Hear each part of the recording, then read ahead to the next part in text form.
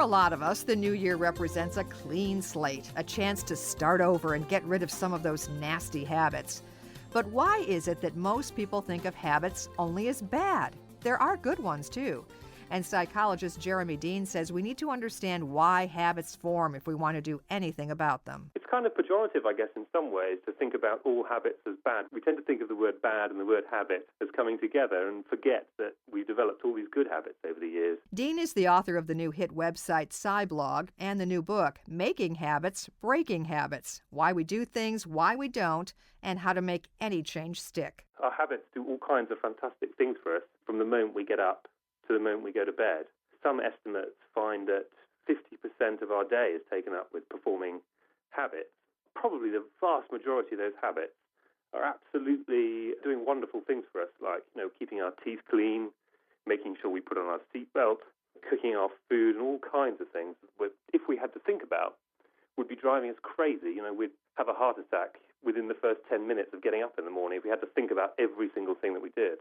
So they're doing fantastic things for us, really, our habits. Habits are an automatic behavior, and Dean says that's why a resolution to break a habit is much harder to keep than a resolution to start a new one. They're so long established that we do them automatically and without realizing that we're performing them.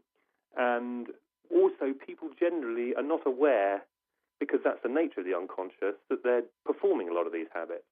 So that's kind of one layer of why they're so difficult to break. And I think that another reason they're so difficult to break is that people quite often go about the process of breaking habits in the wrong way. One example of that is by trying to kind of suppress the habit, by trying to push it down out of your mind. And what the research in psychology shows is that this process of sort of trying to suppress an idea actually makes it come back even stronger. So there's research on, for example, people trying to diet. And what we find is that when people are trying to push the idea of, snacking and, unhealthy eating out of their mind, what we find sometimes is that the thought comes back stronger and they end up binging. That's why people who are told not to think about something end up with little else on their minds.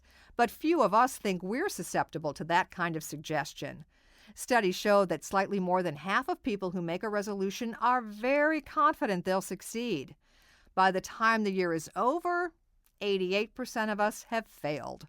It's one reason Dean doesn't like resolutions at all. Yeah, it's just because they have this idea built into them that we're going to completely transform ourselves when we make our New Year's resolutions. And what the psychology of change in general suggests is that it's very difficult to make kind of widespread changes to yourself.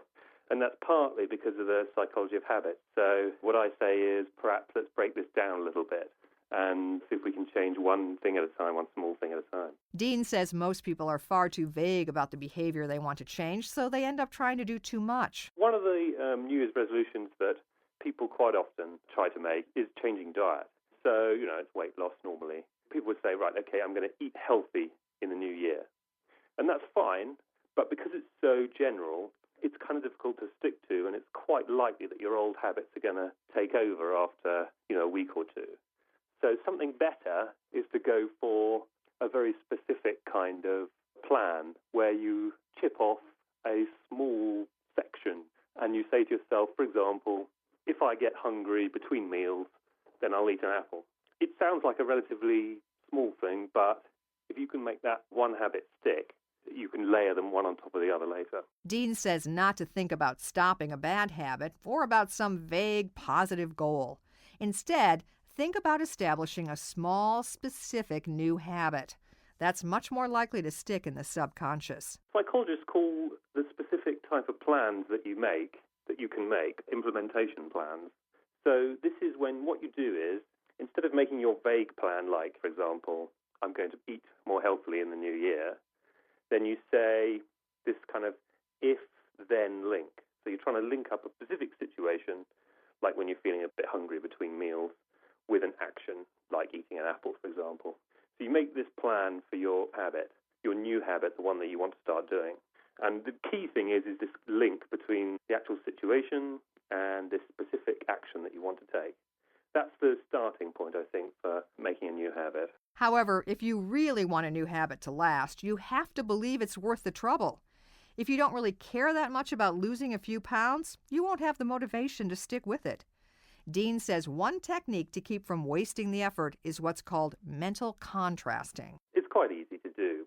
Really, is what you do is you try to think firstly about the positive aspects of the new habit or your new goal, the thing that you want to do, which most people find relatively easy. It's relatively easy to think to yourself, okay, I want to lose weight, so I'm going to look better.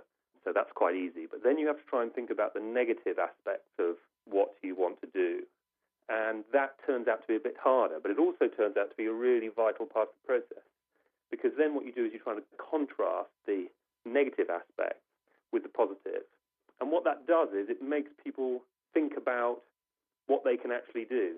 And if they can commit themselves to it, what the research has found is that this kind of process will help you commit to making a change. Most people figure that establishing a new habit will take only a few weeks. Even scientists used to predict a timetable of 21 to 28 days. But Dean says that's true for only the simplest changes. Doing anything substantial may take months. There was some research done a couple of years ago at University College London, and they got people to choose some new habits they were going to form.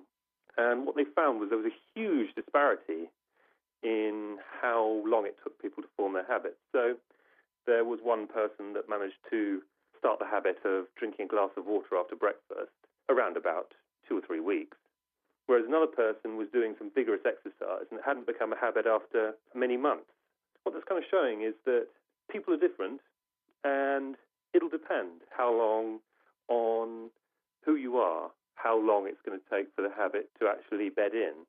And, of course, it's going to depend on the sort of psychological techniques that you use as well. Dean provides some practical tools in his book, Making Habits, Breaking Habits, available at bookstores and online.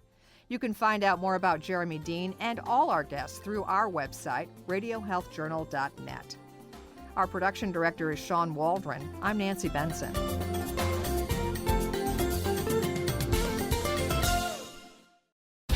Radio Health Journal returns in just a moment.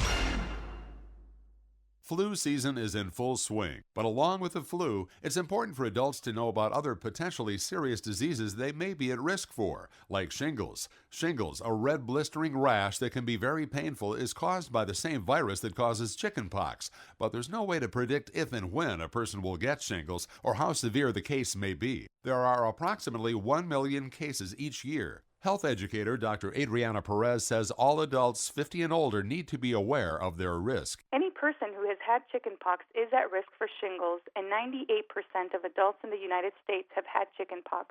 As we age, we have a greater chance of developing shingles because our immune system weakens. The first symptoms of shingles are often felt, but may not be seen and may initially include itching, tingling, or burning in a specific area on one side of the face or body.